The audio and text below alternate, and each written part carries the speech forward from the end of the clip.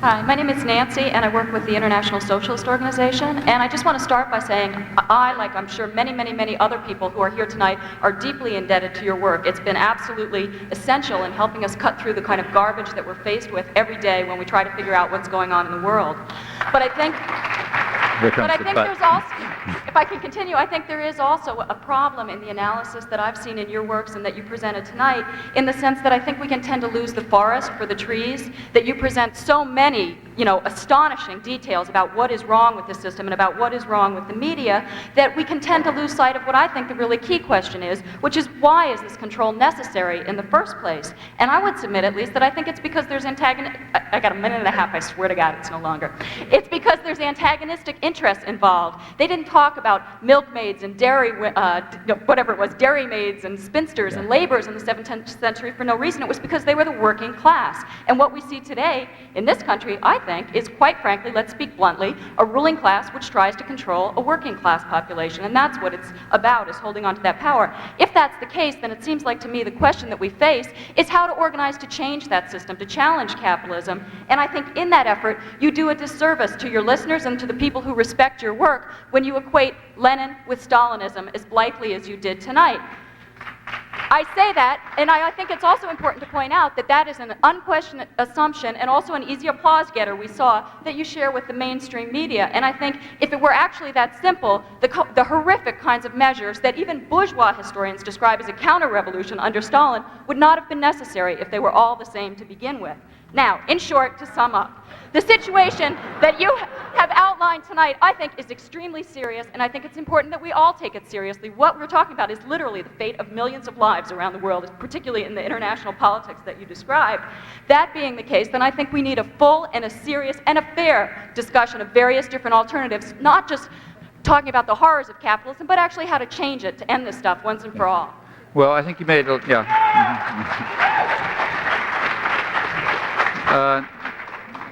I think, well, there's several questions there. One is about the discussion of the United States, and I think what I said is approximately what you said, except I didn't use some of that rhetoric. Which I don't think is particularly helpful, to tell you the truth, either analytically or to understand or whatever, but it's the same picture. John Jay had it straight. The people who own the country ought to govern it, and the people who own the country have basically now are a network of corporations and conglomerates and banks and so on. They ought to govern it, and the way they do it is by the methods we've described. Now, as far as the Soviet Union is concerned, I didn't happen to talk about it tonight, but I've written about this topic. I haven't just made the charge. I've written about it and explained why I think it's true. And it doesn't bother me if I happen to agree with the mainstream media on this. Trotsky, to pick somebody who you remember, once he was charged in the 1930s with agreeing with the fascists in his condemnation of the Soviet Union. And he pointed out that his critique was to be true. He wasn't going to abandon it if somebody else happened to say it for different reasons. So the question is about the Soviet Union, and particularly about Lenin. So what was Leninism? Well, here we have to look at the facts. Now, you look at the facts, I think here's what you find. Lenin was a right-wing deviation of the socialist movement, and he was so regarded. He was regarded as that by the Marxists, by the mainstream Marxists.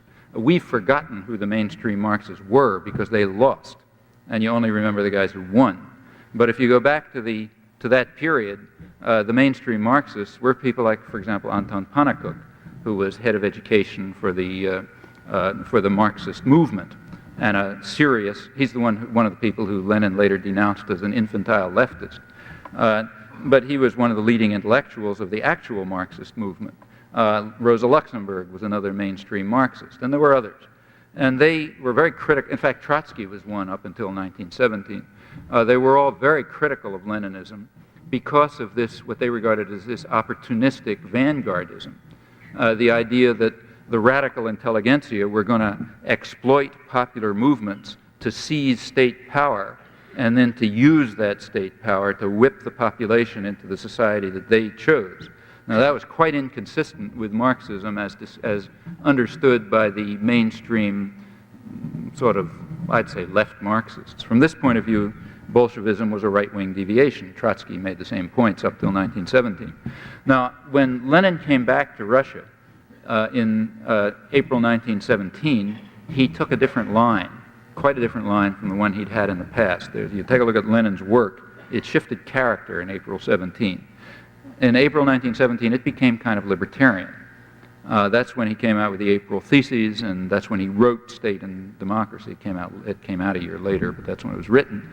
And these were State and Revolution. These were basically libertarian works. They were very much more in the mainstream of sort of left libertarian socialism, from sort of this range that goes from anarchism over to left Marxism of the Pannekoek-Luxemburg variety.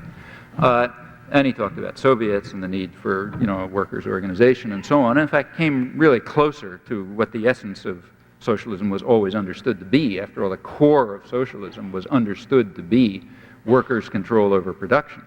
That was the core. That's where you begin with. Then you go on to other things. But the beginning is control by the workers over production. That's where it begins. Then Lenin took power in October 1917 in what's called a revolution, but in my view ought to be called a coup. And things followed that coup, or revolution if you want to call it that. One of the things that followed it was the immediate moves to destroy the Soviets and the factory councils. Those were some of the first moves of Lenin and Trotsky after they took, Trotsky joined at that point, after they took state power. In fact, if you look at what Lenin wrote after that period, or did, you'll find it's a reversion to the earlier position. This sort of left deviation is that, a deviation. You could ask why. In my view, it was just opportunistic. He knew that in order to gain power, he was going to have to go along with the popular currents that were developing, which were in fact spontaneous and libertarian and socialist, as most popular movements have been, in fact, since the 17th century. And being an astute politician, which he was, he sort of went along with that and talked the line that the people wanted to hear. It's just like when an American politician goes somewhere and his pollsters tell him, say so-and-so, and he says it, doesn't mean he believes it. And I think Lenin was doing the same thing without polls. In any event, whatever your interpretation is, when he took power, he reverted to the former vanguardism and moved at once to eliminate the organs of workers' control. Now that meant he was moving to destroy socialism, if socialism has as its core workers' control over production. The Soviets and the factory councils were instruments of workers' control. And same, you could say they're defective instruments, and they worked out better and so on, yeah, no doubt. But they were the instruments that had been developed in the course of popular struggle to implement basically workers' control, and those were the first things to go.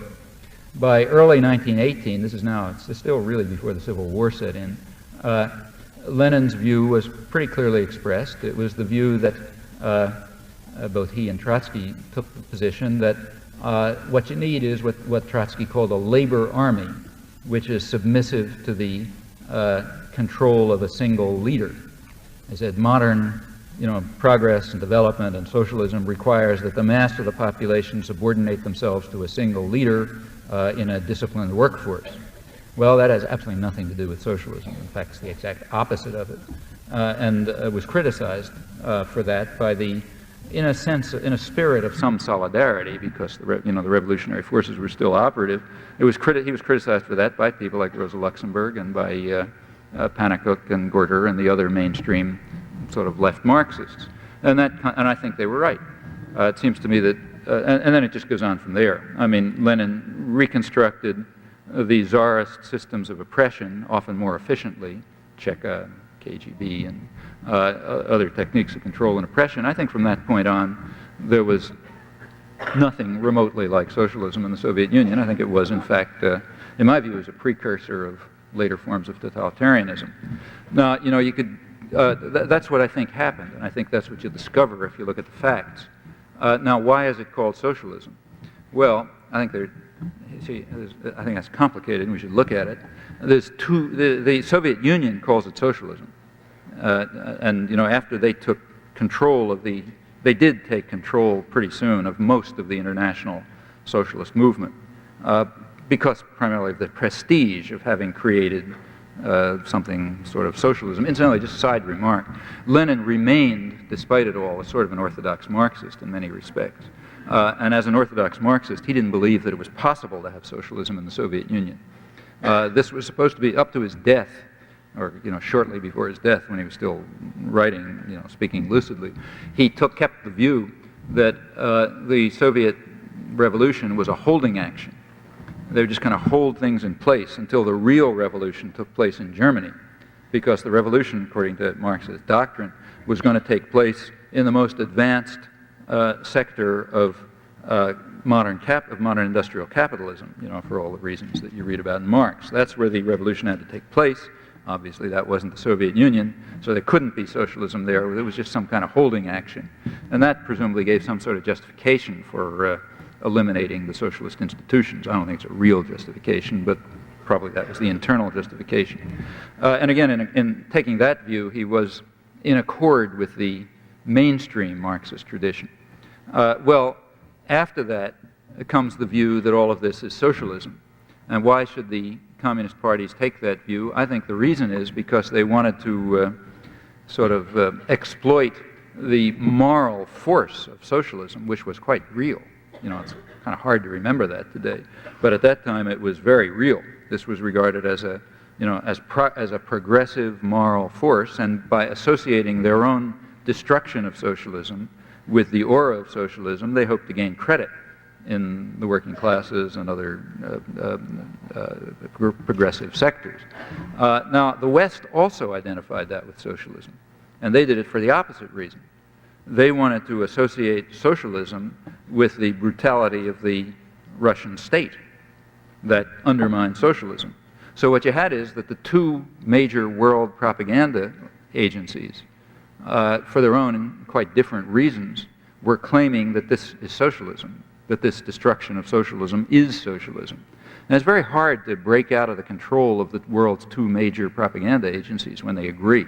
They agreed for different reasons, but they basically agreed, and that then became doctrine and dogma. Well, I think people should ask whether that's true. Take a look back and see whether the moves that Lenin took and that Trotsky supported him in taking and that they both advocated had anything to do with socialism as it was understood by, say, in the Marxist tradition or in the left libertarian tradition. And I think the answer that you'll discover when you look at that is that they didn't. In fact, this was a destruction of socialist institutions. Well, this may be true or it may be false, but if it's true, and I think the evidence pretty strongly supports it, then I don't see any reason why we shouldn't express that fact. And I certainly don't think that we should be deterred in expressing this fact if other people who's, fascists, whatever, happen to condemn the Soviet Union, just for the same reasons that Trotsky mentioned in the 1930s.